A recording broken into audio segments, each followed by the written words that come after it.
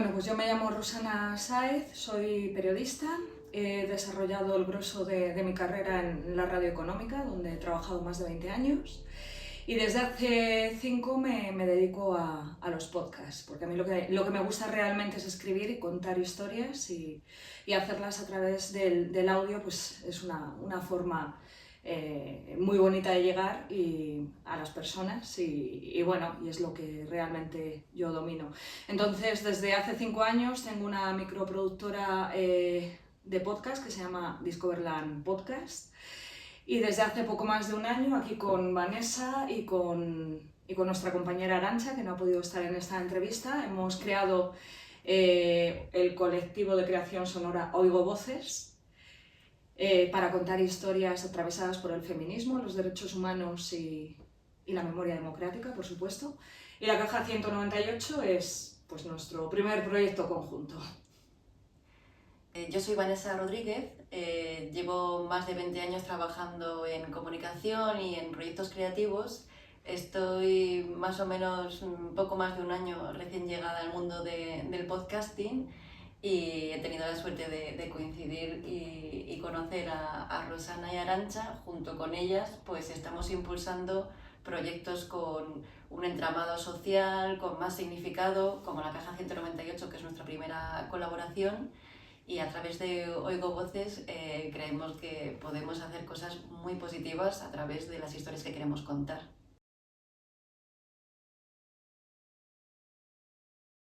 La idea de hacer este podcast nace a partir de un urgente en el diario.es que vi en mi móvil una tarde de verano.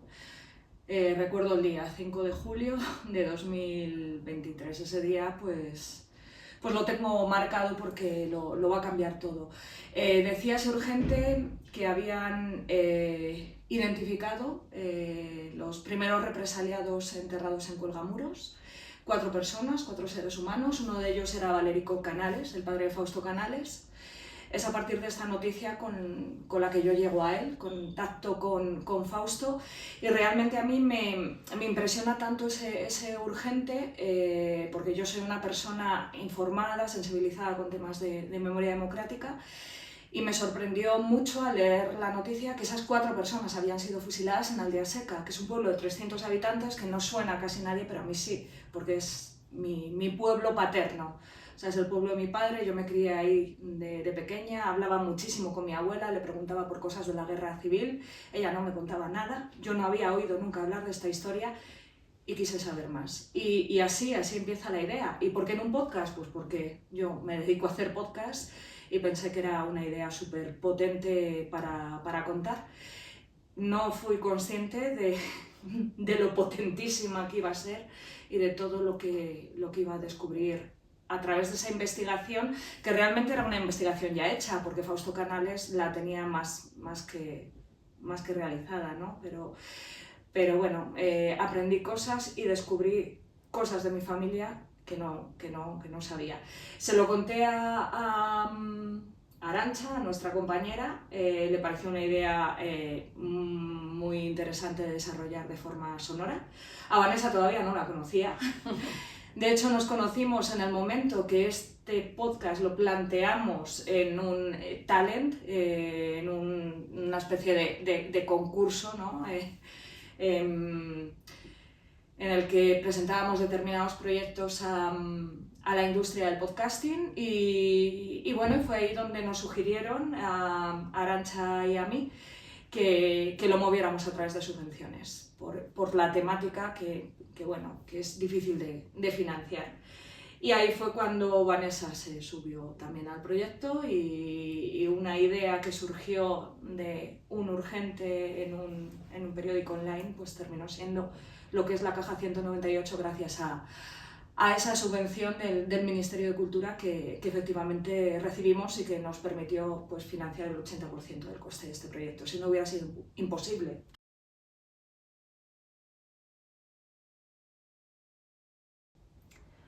Bueno, yo creo que lo mejor de este podcast es que genera sorpresas y también de esas sorpresas se vienen muchas conexiones.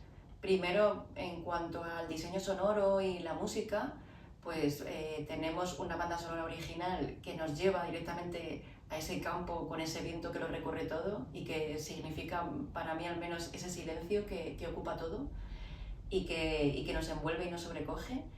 Y también pues la colaboración de Rosalén, quien encabeza, digamos, cada capítulo con una sección a capela que nos envuelve y como dice Rosana en uno de los episodios es como que te cala por dentro. Eso yo creo que es una sorpresa muy grande para quienes no estén muy ligados a memoria democrática y que igual les genere incluso cierto rechazo. En mi caso, por ejemplo, nunca he tenido una relación directa con la memoria democrática porque siempre he pensado, incluso siendo de una zona que no está muy lejos de la comarca de la Moraña, siempre he pensado que era algo ajeno totalmente, que no tenía, digamos, ese derecho o esa parte legítima de preocuparme por eso o intentar preguntar por eso. Entonces siempre como que lo he visto algo totalmente ajeno a mi experiencia vital. Y lo que me ha gustado al formar parte de esto, pero sabiendo que ya estaba realmente todo conceptualizado y recibiéndola como un oyente más, es que me ha descubierto que es una historia de personas.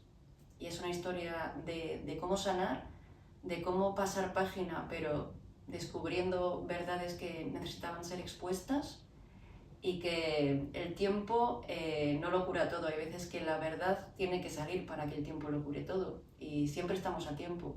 Hay algo que dice Rosana en los primeros episodios que es, bueno, aún queda tiempo, ha pasado mucho tiempo, pero aún no es tarde, y ese elegir los testimonios de personas mayores que son realmente anónimas y darles pues esa belleza y esa intensidad o la interpretación de José Sacristán en uno de los puntos álgidos del podcast, creo que lo hace mucho más enfático, mucho más personal y mucho más universal, al final accesible a cualquier persona. Uh-huh. Yo quería añadir, porque me parece muy interesante la reflexión de Vanessa sobre el sentir la memoria como algo ajeno.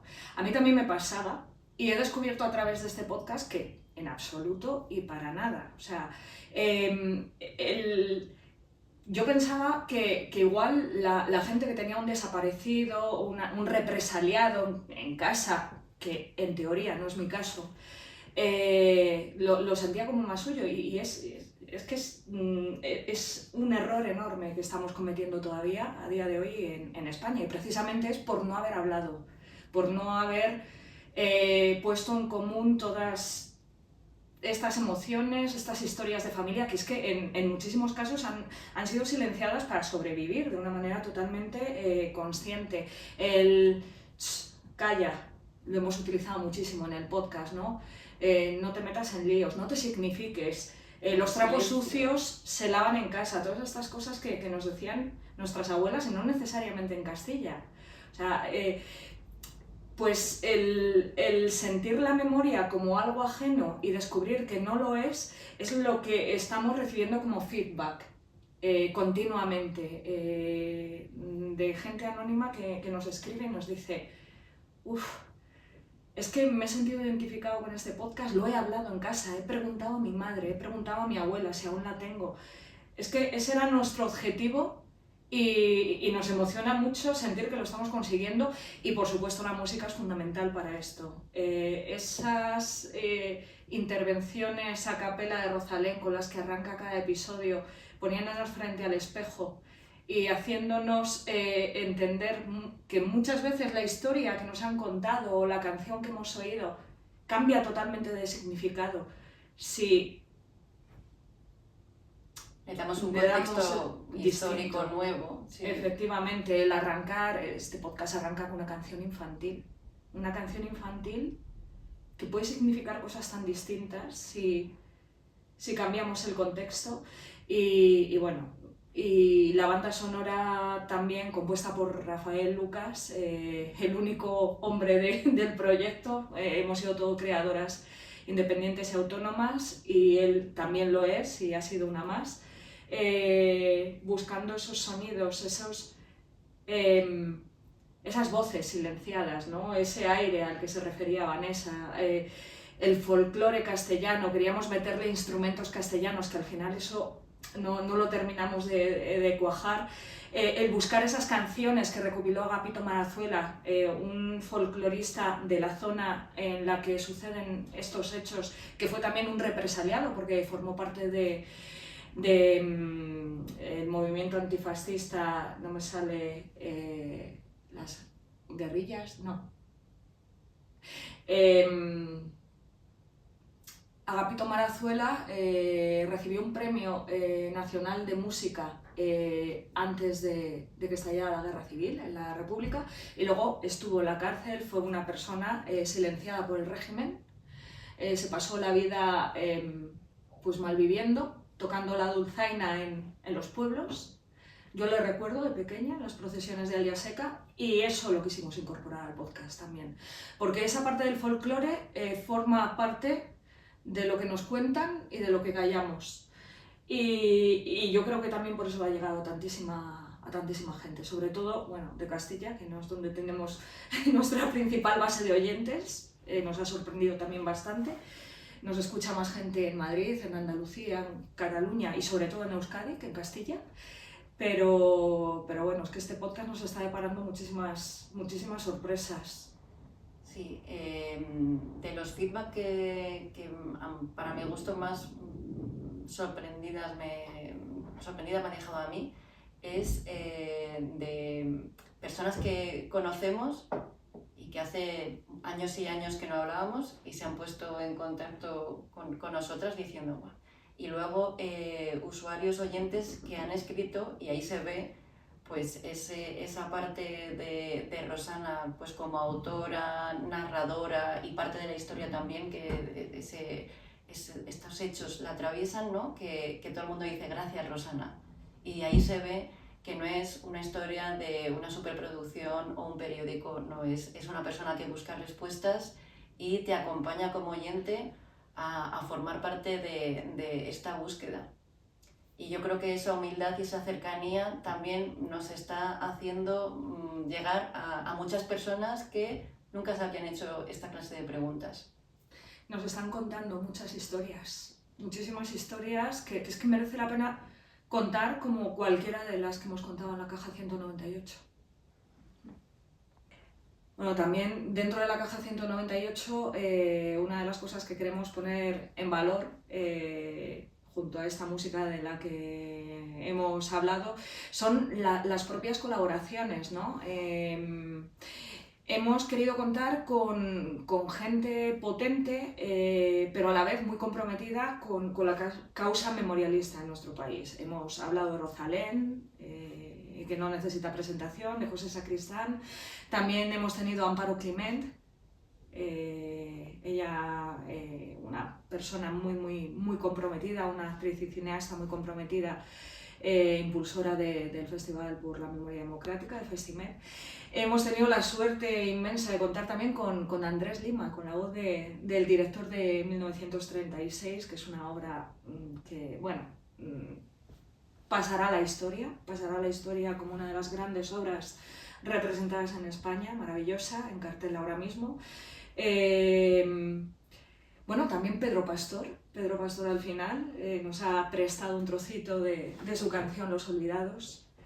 Hemos tenido al grandísimo Luis Eduardo Aute a través de Al Alba. Y bueno, y todas estas personas además nos han servido como hilo argumental a través de la música y de sus voces para hacer un diseño sonoro que no tenemos a nuestra compañera Arantxa aquí, pero ella ha utilizado todas estas voces y todos los textos reales, como el de Evaristo Ayuso que hemos mencionado, para hacer una composición de ficción sonora de no ficción, que es así como lo hemos denominado, que forma parte de no solamente de la identidad sonora de la Caja 198, sino de la identidad sonora que nosotros queremos seguir transmitiendo en otros proyectos de memoria democrática, de feminismo y de derechos humanos a través del colectivo Oigo Voces.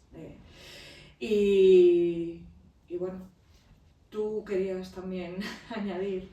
Claro, yo creo que también la labor de Arantxa y la dirección de voces que ha orquestado y con esas voces tan especiales que ha comentado Rosana, ha hecho pues unas piezas de ficción o incluso dramatización, ¿no?, teatral, para dar un poco espacio a la historia y también enfatizar los sentimientos que a veces cuando queremos contar muchas cosas parece que quedan por encima, y sí que me parece muy bien hilado el querer dar potencia a un momento concreto. A veces se hace con silencios y otras con piezas muy artísticas como las que aparecen aquí.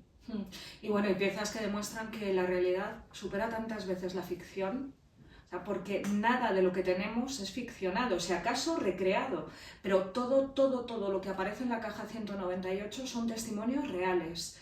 Y es que eso es lo increíble, o sea, esto que es un true crime, ahora que está tan de moda el género true crime y que llega tanto a la gente joven, ¿no? ¿La Caja 198 es un true crime? Pues por una parte... Sí, narrativamente sí. Y por definición, por concepto es una investigación y una recreación de crímenes reales. Pero es un podcast de memoria democrática. En la madrugada del día 20 de agosto de 1936 fue sacado a la fuerza de su casa, secuestrado y trasladada en una camioneta junto con los otros vecinos del pueblo a las proximidades de Aldea Seca, donde fue asesinada en la carretera de Arévalo a Madrigal y su cuerpo, con el de los demás, arrojado a un pozo seco. Claro, también dentro de esta historia hay algo que para mí pues, fue de lo primero que me hizo interesarme, ¿no? Y era que dentro de estos 12 víctimas, estos 12 represaliados, había una mujer. Entonces eran 11 hombres, una mujer. Entonces te quedas como, ¿quién es ella? Y sobre todo cuando escuchas pues, que no murió a la primera, sino que digamos que sobrevivió, y uno de los vecinos de Aldea Seca la remató. Entonces ahí sí que aparece esa parte de True Crime que dice Rosana, pero también yo creo que nos ha hecho profundizar un poco en cómo revisar estos hechos del pasado con una perspectiva de género. ¿Por qué esa mujer estaba ahí? Aparte de por injusticia, como ya escucharéis cuando se enfrentéis a ese episodio, quién era esa persona, y a través de apuntar a esa persona que llegó a ser una de las víctimas, quién eran o qué es lo que sufrían las mujeres que acompañaban a sus maridos en la muerte, pero a través de esa muerte en vida que llevaban ellas después. Bueno, es una pregunta difícil de responder, que nos ha hecho reflexionar muchísimo. Contar de forma muy rápida la estructura de este podcast. Son 9, o sea, es una serie de 9 podcasts. Empieza con un prólogo en el que yo justifico y explico por qué esta historia la he querido contar. Termina con un epílogo y en medio hay 7 capítulos que narran de forma lineal, cronológicamente hablando, pues el último año. Empiezan el 20 de agosto de 2023, que es el momento en el que el Estado español devuelve a las familias de los 12 seres humanos que estaban en la Caja 198, en Cuelgamuros, compartiendo esa urna colectiva desde el año 59, que se dice rápido. Se los devuelve el Estado, o sea, un hecho histórico dentro de la memoria democrática de este país. Se les entierra en paz, en casa, por fin, el mismo día del que se cumplen 86 años de su fusilamiento en Aldea Seca, a los 7 pajares, en el pueblo de mi padre. Y ahí empieza el capítulo 1, que le llamamos el tercer entierro precisamente por eso, porque es el tercer entierro de estos seres humanos. Y termina el epílogo termina el 25 de agosto de 2024. O sea, en la última ceremonia en la que se reúnen todas estas personas en Pajares para recordar a los suyos, para revivirlos, y la primera vez que lo hacen con 7 de los suyos enterrados ya ahí en cuerpo y no solamente en alma. Entonces, bueno, quiero explicar esto para que se entienda la estructura y justificar cuál es mi elección del capítulo, porque es realmente difícil. Me quedo con el capítulo central, que es el capítulo de los jornaleros de la Moraña, los segadores de la Moraña. Eran los 5 jornaleros enterrados en la caja 198 junto a los 7 de Pajares.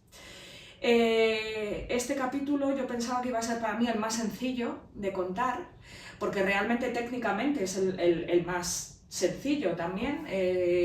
Se compone de 2 entrevistas realizadas a Yolanda Meneses, que es la nieta de Rito Martín, uno de los segadores de Navalmoral de la Sierra que asesinaron en Fuente del Sauz, un poquito antes de matar en Aldiaseca a los 7 de Pajares.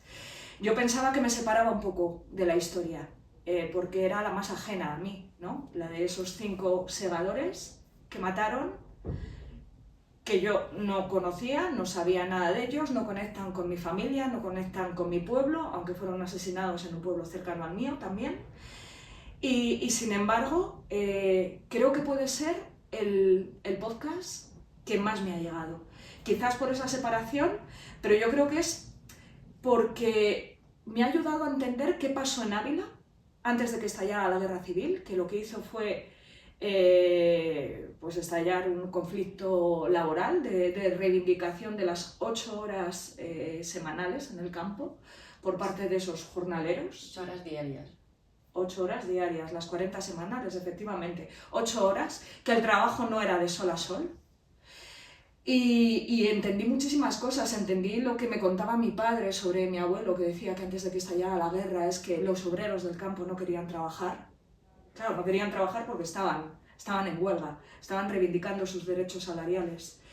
Entendí todo lo que me contó Yolanda Meneses de cómo se cargaron a esas 5 personas, que no fueron 5, fueron muchísimos más, en muchísimos pueblos de Ávila.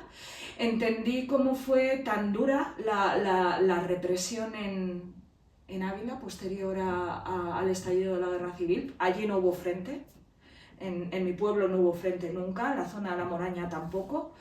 Entonces, a mí me contaban mis abuelos que no hubo guerra. Sí hubo guerra y lo que hubo fue una represión durísima del campo.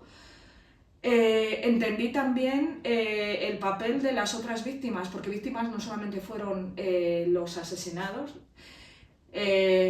las viudas que salen en ese capítulo, Yolanda Meneses hablándonos de su abuela, de la esposa de Rito, de María la Morcillera, cómo se quedó conviviendo en el pueblo con los verdugos de su marido, sin cruzar por la plaza durante toda su vida. O sea, no volvió a cruzar por la plaza. Entendí lo del luto, el luto que en Castilla lo tenemos tan tatuado en la piel. A esas mujeres no les permitieron llevar luto y se pusieron el luto como forma de rebeldía. Es decir, mi marido ha muerto, mi marido está desaparecido, mi marido no es un muerto oficial, pero yo soy una viuda. Ver cómo sacaron adelante a sus nietos.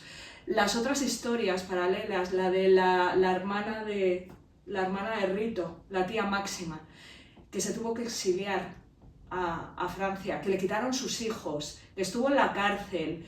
O sea, para mí ese episodio, el de los segadores de la Moraña, que es el punto central del podcast, es el más importante.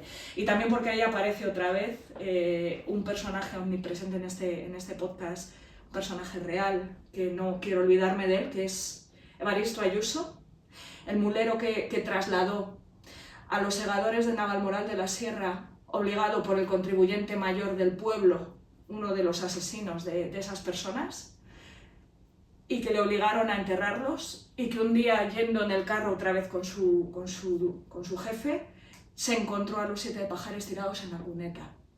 Y a través de eso que contó, que no se atrevió a contar en su vida, mantuvo el silencio durante toda su vida ese hombre, pero lo dejó por escrito. Ahora que voy a cumplir 82 años, voy a hablar de lo mucho que presencié aquí, en la retaguardia, el año 1936, durante la Guerra Civil Española. Me reservo los nombres y todo aquello que aún hoy no puedo contar.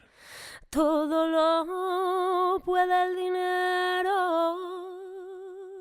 Antes de llegar a la casilla de los camineros, en las tierras a mano izquierda, había un bulto y el nuevo viajero les explicaba que allí, tapados con sacos y mantas, había 6 hombres y una mujer de pajares que mataron esa misma noche. Y a su muerte, esas cartas llegaron a Fausto Canales y sirvieron no solo para atar todos los datos, los hilos finales de la investigación, sino que también nos sirvieron en este podcast para recorrer los lugares y los escenarios principales de esta historia y reconectar los datos que nos faltaban y poner los nombres, porque cuando pones nombres a las personas, esas personas vuelven a existir. Flora Lavajos, Pedro Ángel San Martín, Emilio Caro García, Celestino Puebla Molinero, Víctor Blázquez de Los, Román González Enrique, Valerico Canales Jorge, natural y vecino de Pajares de Adaja. Aunque se hayan encargado durante décadas de silenciarlas. Entonces, bueno, lo digo así con toda esta intensidad y vehemencia porque ese podcast realmente, el capítulo 5 de Los Segadores de la Moraña, es junto al capítulo 7, que es el de los caminos de Evaristo y sus cunetas, mis favoritos. Y elegimos la voz de José Sacristán para rendir homenaje al gran Evaristo Ayuso y contar ese testimonio real como una ficción sonora de no ficción que es el punto álgido y el final de la caja 198. Creo que es muy difícil elegir entre todos los episodios, me parece que todos tienen algo especial y en el momento en que tienes esa estructura que empieza por una canción a capela, ese diseño sonoro que te envuelve, esa narradora que te está contando algo en primera persona y te está subyugando y llevándote y transportándote a un sitio que no tienes por qué conocer, me parece que realmente es como muy transversal esta historia, pero sí que para mí lo que me hizo un clic es el episodio del tercer entierro, el episodio 1, porque me pareció una idea arriesgada retransmitir más o menos el sonido de un entierro y algo que además era tan solemne, tan delicado, tan sensible, pero creo que es muy necesario porque ahí es donde la noticia, para mi gusto, se convierte en historia. Y luego hay una sensación o un ambiente o una atmósfera, digamos, que no te esperas en un entierro, ¿no? Pero generalmente de algo así que te atraviesa tantos años y que había gente que venía, pues, nietos, padres, tíos, o sea que varias generaciones de la misma familia, de pues, familiares de desaparecidos, ¿no? Y lo que veías entre toda la tristeza, entre todo el llanto, el terror, pues a medida que iba avanzando este episodio, me parece que empieza a iniciarse una sensación de victoria y de alivio muy grande. Y luego eso me parece que casa mucho con las palabras de Fausto Canales, que dice: esto es un acto de sanación, es un acto de paz. Invito a toda la ciudadanía a hacerlo, a compartir este sentimiento y a hacer lo propio. Y me parece un mensaje tan sugerente, tan necesario, y que dice tanto de este formato, de esta historia en concreto, porque al final, eso, no hay entrevistas a políticos, no hay entrevistas a expertos, peritos, periodistas. Nos lo está contando una periodista, pero desde un punto de vista muy vulnerable y muy personal, y creo que ese, para mi gusto, marca mucho lo que puedes esperar de este podcast. Tú te vas a emocionar, vas a descubrir algo que no te esperas, pero encima te va a dejar un buen sabor de boca, porque esto es un acto de paz. Todo lo cría la tierra. Este es un acto de sanación que cierra nuestras heridas abiertas hasta hoy. Todo lo cría la tierra.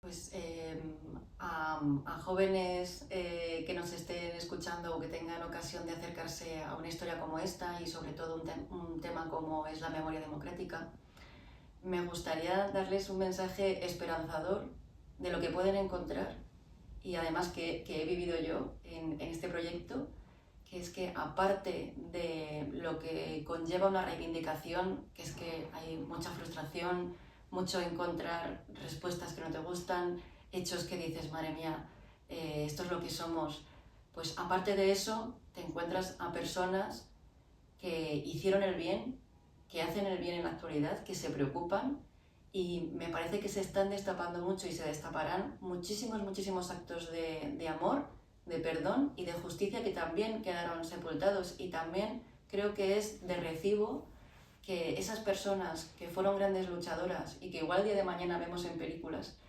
sean homenajeadas y su verdad también sea contada, porque esto no solamente es una lección de víctimas y victimarios, sino también toda la gente alrededor.